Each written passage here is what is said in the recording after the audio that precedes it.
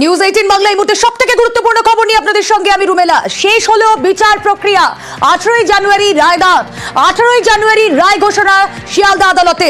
তরুণী চিকিৎসকের খুন ধর্ষণ মামলা 18ই জানুয়ারি রায় শিয়ালদা আদালতের। 18ই জানুয়ারি দুপুর 2:30 নজর সকলের। 9ই আগস্ট 2024 আপনারা জানেন আরজি করে তরুণী চিকিৎসকের ধর্ষণের ঘটনা, খুনের ঘটনা, এবং এই ঘটনায় এই 24 ঘন্টার মধ্যে আমরা দেখতে পাই সঞ্জয় রায়কে গ্রেফতার করে কলকাতা পুলিশ। আর তারপর ঘটনার 48 ঘন্টা কাটতে না কাটতে সঞ্জয় রায়ের গ্রেফতারির পর তদন্তভার যায় সিবিআই এর হাতে। প্রাক্তন অধ্যক্ষ সন্দীপ ঘোষকে গ্রেফতার করে সিবিআই এবং এই ঘটনার পরেই আমরা দেখেছিলাম 12ই আগস্ট মুখ্যমন্ত্রী মমতা বন্দ্যোপাধ্যায় তিনি পৌঁছে যান তরুণী চিকিৎসকের বাড়িতে, পৌঁছে যান তার পরিবারের সঙ্গে দেখা করেন। তারপর সন্দীপ ঘোষের গ্রেফতারি, সিবিআই এর এই গ্রেফতারি, টালা থানার ওসি অভিজিৎ মণ্ডলকে গ্রেফতারি, এই সমস্ত কিছু ঘটনাক্রমের পর অবশেষে 11ই নভেম্বর থেকে শুরু হয় বিচার প্রক্রিয়া এবং আজ প্রায় 2 মাসের মাথায় বিচার প্রক্রিয়া শেষ।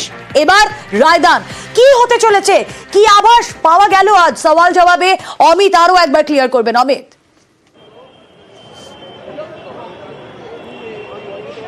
দেখো, রুদ্ধদ্বার কক্ষের এই বিচার পর্ব চলেছে। আমরা গত 2 মাস ধরে দেখেছি, প্রতিদিন আমরা দেখেছি যে ছুটির দিন বাদে প্রতিদিনই কিন্তু এই শিয়ালদা আদালতের জেলা ও দায়রা আদালতের রুদ্ধদ্বার কক্ষে এই বিচার পর্ব চলেছে। 51 জন সাক্ষীর সাক্ষ্য গ্রহণ হয়েছে আদালত কক্ষে এবং তারপরে অবশেষে 18ই জানুয়ারি প্রায় 2 মাস পর বেলা 2:30 নাগাদ রায়দান দিতে চলেছেন এই বিচারক। অন্যদিকে তোমায় জানিয়ে রাখবো, ঘটনার পর আমরা দেখেছিলাম যে 7 অক্টোবর সিবিআইয়ের তরফে সঞ্জয় রায়ের বিরুদ্ধে চার্জশিট দেওয়া হয়েছিল। 4 অক্টোবর চার্জ গঠন করা হয় সঞ্জয় রায়ের বিরুদ্ধে।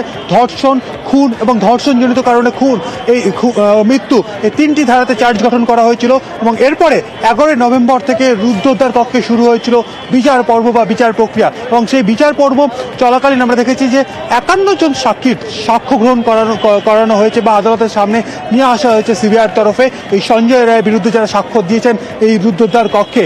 তারপরে আর্গুমেন্ট চলেছে, অর্থাৎ সিবিআইয়ের তরফে সওয়াল চলেছে, অন্যদিকে ডিফেন্স অর্থাৎ লিগাল এডের তরফে যে সমস্ত আইনজীবী সঞ্জয় রায়ের হয়ে সওয়াল করতেন তাদের বক্তব্য তারা পেশ করেছেন এবং পরিবারের তরফে গত সপ্তাহে 35টি প্রশ্ন তুলে একটি রিটেন অফ আর্গুমেন্ট জমা দেওয়া হয়েছিল আদালতের কাছে এবং আজকে পরিবারের তরফে আইনজীবীদের তরফে আদালতের কাছে সর্বোচ্চ সাজার চেয়ে আবেদন জানান এবং একই সঙ্গে তারা যে বিষয়ে তদন্তের কোন কোন জায়গায় তাদের এখনো পর্যন্ত তাদের ধোঁয়াশা মনে হচ্ছে সেই জায়গাগুলো তারা আদালতের সামনে তুলে ধরেন। তবে এবং আজকে আদালতের যে নির্দেশ, অর্থাৎ 18 তারিখে যে রায়দান হতে চলেছে, সেই বিষয়টি সামনে আসার পর নির্যাতিতার পরিবারের তরফে তার বাবা মা খুশি হলেও তাও তাদের মনে কয়েকটা প্রশ্ন কিন্তু রয়ে গিয়েছে তদন্ত প্রক্রিয়া নিয়ে। কারণ তারা 18 তারিখে সঞ্জয়ের বিরুদ্ধে রায়দান দিতে চলেছে আদালত, তারপরেও তারা মনে করছেন শুধুমাত্র সঞ্জয় রায় নয়, এই ঘটনার একেবারে এবং এই তদন্তে কোথাও অসঙ্গতি রয়েছে এটা তারা মনে করেছেন। নির্যাতিতার পরিবারের আইনজীবীর কি বক্তব্য একবার শুনবো। আমরা আজকে নির্যাতিতার তরফ থেকে আমাদের বক্তব্য কোর্টের সামনে পেশ করেছি। আমরা আমাদের বক্তব্য শেষ করার পরে সিবিআই তাদের বক্তব্য আজকে পেশ করেছে। আজকে সব পক্ষের বক্তব্য শেষ হয়ে যাওয়ার পরে জজ সাহেব 18ই জানুয়ারি দুপুর 2:30টার সময় এই কেসের রায় ঘোষণা করবেন। তদন্ত পুরোপুরি শেষ হয়ে যায়নি, এখনো তদন্ত চলছে। আমরা আশা করছি যে বা যারা যদি যুক্ত হয়ে থাকে তারাও হয়তো সামনে আসবে এবং আজকে আমরা এবং সিবিআইও যে আপাতত এই ঘটনার সঙ্গে এসে সঞ্জয় রায় তার সর্বোচ্চ সাজা দাবি করেছে। ডিফেন্স আর্গুমেন্ট শেষ হয়ে গেছে, এখন নেক্সট ডেট আছে জাজমেন্টের জন্য 18th। ওরা কিছু ডিফেন্স এবং ডিফ্যাক্টো কমপ্লেনেন্টও ওনারাও কিছু আর্গুমেন্ট করেছেন। সমস্তটা দেখে শুনে আমরা তার প্রত্যুত্তরটা দিলাম এবং এটা জাজমেন্টটা হবে 18th। স্বাভাবিকভাবে আমরা হাইয়েস্ট কোয়ান্টাম অফ পানিশমেন্ট চাইব। পুলিশ 5 দিনে যা করেছিল আমার মনে হয় সিবিআই 5 মাসে সেটা করে সঞ্জয়কে একা সাজা ঘোষণা করলো। আমরা এটাতে সন্তুষ্ট নয় বলে সাপ্লিমেন্টারি জাস্টিস আসবে, কিন্তু আমরা ফার্দার ইনভেস্টিগেশনের জন্য হাইকোর্টে মামলা করেছি। আমরা মনে করি সঞ্জয় দোষী, বাট একা ওর পক্ষে আমার মেয়েকে মেরে ফেলা সম্ভব না। আমি মনে করি হসপিটালের কেউ ইনভলভ, তারা সবাই সামনে আসবে, প্রকৃত তথ্য সামনে আসবে।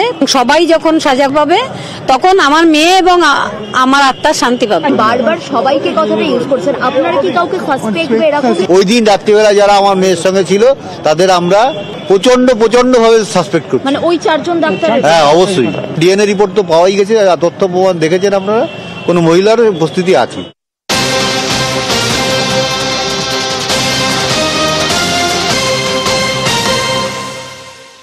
হাইকোর্ট, সুপ্রিম কোর্ট, আরজিকর ধর্ষণ খুনের মামলা আমরা দেখেছি প্রতি মুহূর্তে সুপ্রিম কোর্টে, যেখানে আমরা দেখেছিলাম সওয়াল জবাব বারবার প্রশ্নের মুখে পড়তে হয়েছিল, সেখানে সিবিআইকে বারবার তদন্ত প্রক্রিয়া নিয়ে প্রশ্ন তুলেছিল দেশের শীর্ষ আদালত। আর এবার নির্যাতিতার পরিবার, তারা এই যে রায় ঘোষণা হবে তারা খুশি তাতে, কিন্তু তারা বলছেন যে তারা তদন্ত প্রক্রিয়ায় সন্তুষ্ট হতে পারছেন না। এবার তারা সুপ্রিম কোর্টের দ্বারস্থ হবেন। কথা বলবো, আমাদের প্রতিনিধি অর্ণব হাজরা রয়েছেন সঙ্গে। অর্ণব, দেখো, ইতিমধ্যেই নির্যাতিতার পরিবার, অর্থাৎ এক্ষেত্রে ওই ধর্ষিতা খুন হওয়া চিকিৎসকের পরিবার সুপ্রিম কোর্টে নতুন করে আবেদন রেখেছে এবং সেই মামলা কবে শুনানিতে আসবে, চলতি সপ্তাহে বা আগামী সপ্তাহে তার শুনানি হওয়ার সম্ভাবনা রয়েছে। অর্থাৎ নতুন করে পরিবার কিন্তু ফের সুপ্রিম কোর্টে গেছে তাদের সিনিয়র অ্যাডভোকেট করুণানন্দীর মাধ্যমে, এবং এক্ষেত্রে তাদের অভিযোগ মোট 7টা প্রশ্নের তারা উত্তর পাচ্ছেন না।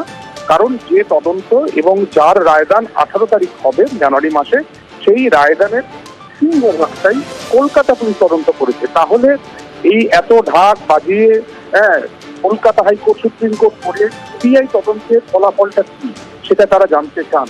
কেন এই 7টা প্রশ্ন বা তারও একটা থেকে বেশি হতে পারে, এই প্রশ্নগুলোর উত্তর এখনো সিবিআই তাদের দিতে পারছে না। প্রথমে তারা কলকাতা হাইকোর্টে মামলা করে বিচারপতি তীর্থঙ্কর ঘোষের দিয়েছে, কিন্তু সুপ্রিম কোর্ট 13ই অগস্ট কলকাতা হাইকোর্ট প্রথমবার সিবিআই তদন্তের নির্দেশ দেওয়ার পর 15ই অগস্ট স্বতঃপ্রণোদিত হস্তক্ষেপ করে সুপ্রিম কোর্টের 2 আইনজীবীর লেখা চিঠি থেকে জানতে পারেন তৎকালীন প্রধান বিচারপতি বিচারপতি ডিওয়াই চন্দ্রচূড়, এবং তারপর এই মামলাটি 18 তারিখে শুনানির জন্য আসে। তখন থেকেই মামলাটি সুপ্রিম কোর্টের নজরদারি হচ্ছে, অন্তত সিবিআই এর যুক্তি বা বক্তব্য তাই। এই অবস্থায় হাইকোর্টে নতুন করে বিষয়টি আসার পর কলকাতা হাইকোর্ট উচ্চতর আদালতে এক্ষেত্রে ব্যাখ্যা চেয়েছে যে আদৌ হাইকোর্টে মামলা তুলতে পারবে কিনা। নতুন করে গেছে, ইতিমধ্যে নিষ্ক্রিয়া কফু হলেও মামলা কবে শুনানি হবে তা নির্দিষ্ট হয়নি। সম্ভবত আগামী সপ্তাহে শুনানি হবে এবং এই 7টা প্রশ্নের তারা উত্তর চাইছে। এবং এক্ষেত্রে পরিবার যে অভিযোগ কলকাতা হাইকোর্টে এনেছে তা সাপ্লিমেন্টারি এফিডেভিট বা তাদের মামলা, সেখান থেকে স্পষ্ট সিবিআই তদন্তে তাদের কোনো প্রশ্নের উত্তর দিতে পারছে না। এবং তারা বারবার বলছে কলকাতা পুলিশ যে তদন্ত করেছে, যে নথি সাবমিট করেছে, সেই তদন্তটি কার্যত এই রায় আসতে চলছে, যেখানে সঞ্জয় রায় তিনি দোষী সাব্যস্ত হবেন কিনা বা তার বিরুদ্ধে সাজা হয় সেদিকে তারা তাকিয়ে রয়েছে। কিন্তু বাকি যে প্রশ্নগুলো, এবং সেখানে মূল একটা বিষয় তোমায় বলে রাখি, সাপ্লিমেন্টারি এফিডেভিট কলকাতা হাইকোর্টে যা করেছিল নির্যাতিতার পরিবার, সেখানে সাপ্লিমেন্টারি এফিডেভিটের একটা অংশে 7th ফ্লোরের কথা বলা হয়েছে, অর্থাৎ আরজিকর হাসপাতালে, এবং সেই সাপ্লিমেন্টারি এফিডেভিটের 7th ফ্লোরে আমাদের নজর থাক। কথা বলছিলাম, আমাদের প্রতিনিধি অর্ণব হাজরা ছিলেন আমাদের সঙ্গে। 18 জানুয়ারি আরজিকর মামলায় তরুণী চিকিৎসকের ধর্ষণ খুন মামলার রায়, এই মুহূর্তে সকলের চোখ রয়েছে সেদিকে।